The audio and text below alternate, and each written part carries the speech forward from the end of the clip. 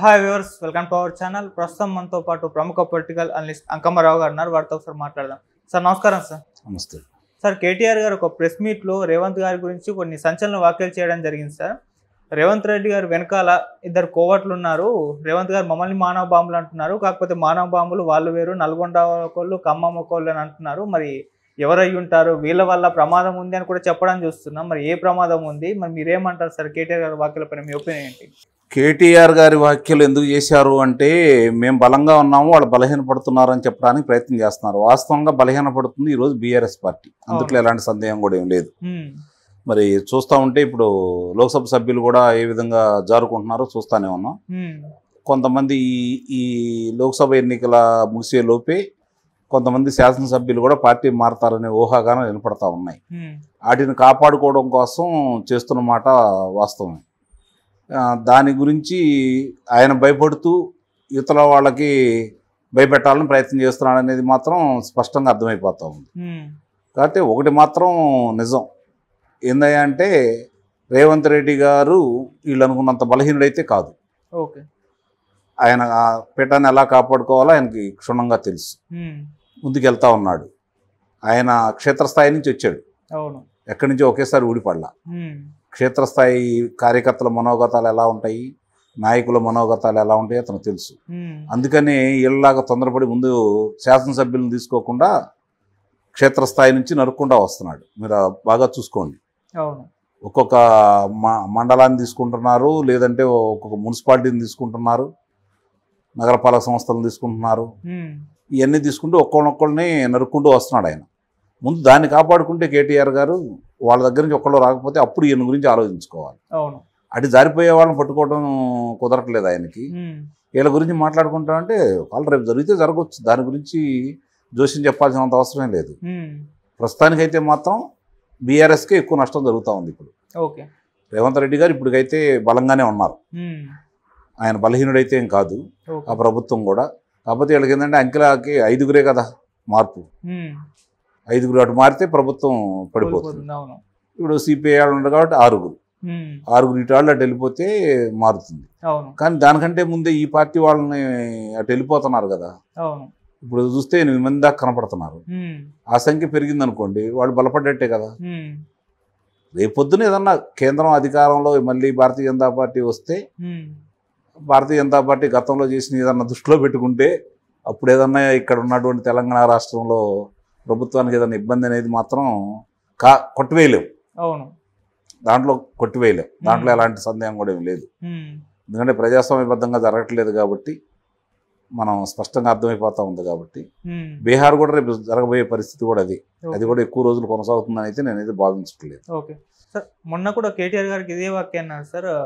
రేవంత్ రెడ్డి గారు బీజేపీలో చేరిన ఆశ్చర్యపోయిన అవసరం లేదు, ఆయన మరో ఏక్నాథ్ షిండే, హిమంత్ బిశ్వా లా మారిపోతారు అని కూడా అన్నారు. అంటే ఇప్పుడు వాళ్ళకి ఎలా ఉంది అంటే, భారతీయ జనతా పార్టీ కాంగ్రెస్ ఒకటే అని చెప్పాలని పాపం విశ్వ ప్రయత్నం చేస్తున్నారు. ప్రజలందరూ ఏమనుకుంటున్నారంటే, భారతీయ జనతా పార్టీ బీఆర్ఎస్ ఒకటని చెప్పని భావించి ఇంటికి పంపించారు. అది వాళ్ళకి ఇంకా అర్థం కాకుండా ఇంకా అదే పందాలో వాళ్ళు వెళ్ళిపోతా ఉన్నారు. అర్థం కాదు, అంతకంటే వాళ్ళు ఏం చేయలేరు.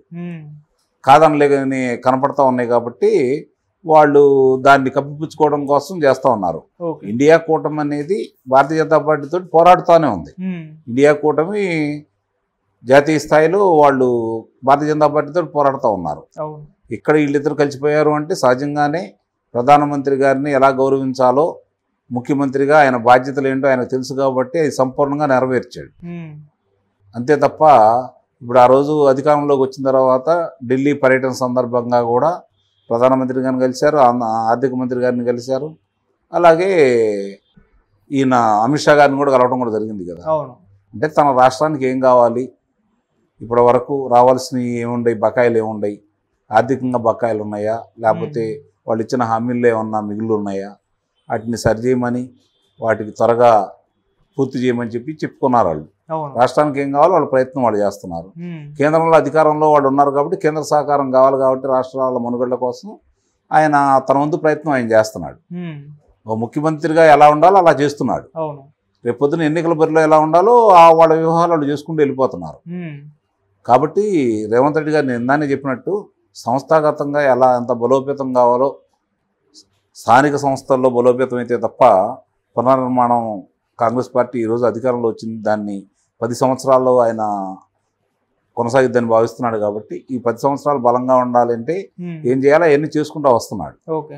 దాని పర్యవసానం రేపు పొద్దున లోక్సభ ఎన్నికలు అయిపోయిన తర్వాత మరి ఇదే బీఆర్ఎస్ వాళ్ళు అనుకున్నట్టు స్థానాలు వస్తే పార్టీ మనుగడకి పెద్ద ఇబ్బంది ఉండదు. ఓకే. ఏమాత్రం తేడా పడ్డా కూడా ఆ పార్టీకే మనుగడకే చాలా ప్రమాదం. ఎందుకంటే నువ్వు నేర్పిన విద్య నీరజాక్ష అని చెప్పని అన్నారు కదా. కాబట్టి అదే బాటని వీళ్ళు కూడా పయనిస్తున్నారు. దాంట్లో ఈరోజు రాజకీయాల్లో వీళ్ళు మంచివాళ్ళు వీళ్ళు చెడ్డాలని చెప్పుకోవడానికి అవకాశం లేదు. ఏ పార్టీ అధికారంలో ఉన్నా కూడా ప్రతిపక్షాలను నిర్వీర్యం చేయాలని ప్రయత్నం చేస్తూనే ఉంది. వీళ్ళు అన్నీ ఏం చూసుకుంటున్నారంటే వాపును చూసి బలం అనుకుంటున్నారు చాలామంది. ఆ తర్వాతే ఎదురుగే పరిణామాలు చాలా బలవంతులు అనుకున్న వాళ్ళు ఎలా బలహీనలైపోయి అధికారాన్ని కోల్పోయా చూస్తూనే ఉన్నాం. అయినా సరే గుణపాఠాలు నేర్చుకోకుండా ఇప్పుడున్న రాజకీయ పార్టీలు గెలిచిందే తడువుగా ప్రతిపక్షాలను బలహీనపరిచి తను బలపడాలని కోరుకుంటూ వాళ్ళలోంచి శాసనసభ్యులను కావచ్చు లోక్సభ్యులను కావచ్చు తీసుకుంటే ఏం జరుగుతుందనేది తాత్కాలికంగా వాళ్ళకి ఉపయోగం జరగవచ్చు తప్ప ప్రజల్లో ఎంత వ్యతిరేకత వస్తుందో వాళ్ళకి అర్థం కావట్లేదు. కాబట్టి దీన్ని దృష్టిలో పెట్టుకొని ఏ పార్టీలో అయినా మనుగడ సాగిస్తే ప్రజాస్వామ్యానికి బాగుంటుంది, పార్టీలకు కూడా బాగుంటుంది అనేది నా అభిప్రాయం. ఓకే సార్, కాంగ్రెస్ ప్రభుత్వం అధికారంలోకి వచ్చిన తర్వాత ఇది ఎక్కువ కాలం ఉండదు, పడిపోతుందని చెప్పేసి పోర్ట్రే చేసుకుంటూ వచ్చారు బీఆర్ఎస్ వాళ్ళు. అటు వాళ్ళు ఏం చెప్తున్నారు, బీఆర్ఎస్ కూడా ఉండదు ఖాళీ అయిపోతుందని చెప్పుకుంటూ వస్తున్నారు. మరి ఇది ఏదో ఒకటి, ఇది రెంట్లలో ఏదో ఒకటి వచ్చే పార్లమెంట్ ఎలక్షన్స్ తర్వాత జరిగే అవకాశం ఉందా? రెండూ జరగవచ్చు. అనుమానం ఉంది దాంట్లో. రెండూ జరగవచ్చు. ముందుగా భారతీయ జనతా పార్టీకి కొంతమంది సభ్యులు వెళ్ళిపోతారు. వీళ్ళలో మొన్న గెలిచిన వాళ్ళల్లో కొంతమంది కాంగ్రెస్ పార్టీకి వచ్చే పరిస్థితి కనపడతా ఉంది. కాబట్టి ముందుగా బీఆర్ఎస్ ఖాళీ అవ్వచ్చు. ఆ తర్వాత అదే ఇందాక నేను ఉదాహరించినట్టు మిగిలిన రాష్ట్రాల్లో జరిగినటువంటి ఏకనాథ్ షిండేలు రేవంత్ రెడ్డి గారు ఎందుకు అవుతారు? రేవంత్ రెడ్డి గారు ముఖ్యమంత్రిగా కాబట్టి రేవంత్ రెడ్డి గారిని దించడానికి ఇంకోటి ఏకనాథ్ షిండేలు పుడతారు. అంతేగాని రేవంత్ రెడ్డి గారు ఏకనాథ్ షిండే ఆ పొలికి బాగా ఉంది, ఆ పొలికి కూడా సరిగ్గా వాళ్ళు చేయలేదు. కాబట్టి దృష్టిలో పెట్టుకున్నప్పుడు మనం కాదనలేము. వాళ్ళు ఉన్న పరిస్థితుల్లో రాజకీయాల్లో ఇది జరుగుతుంది ఇది జరగదు అని చెప్పుకోవడానికి ఆస్కారం అయితే ఏం లేదు కదా. స్పష్టంగా కనపడతా ఉండే కదా కళ్ళ ముందు. ఎన్నో సంఘటనలు మనం ప్రత్యక్షంగానే చూస్తూనే ఉన్నాం కదా. కాబట్టి దాన్ని కొట్టివేయలేం. ఇది ప్రజలు నమ్ముతారనుకుంటే అది భ్రమ. నిస్సందేహంగా కనుక ప్రజలు నమ్మారనుకోండి, రేపు పొద్దున మీకే అధికారం కట్టబెట్టారనుకోండి, మీరే నిజమని నమ్ముకోవాల్సిన పరిస్థితి వస్తుంది. అందుట్లో ఎలాంటి సందేహం కూడా ఏం లేదు.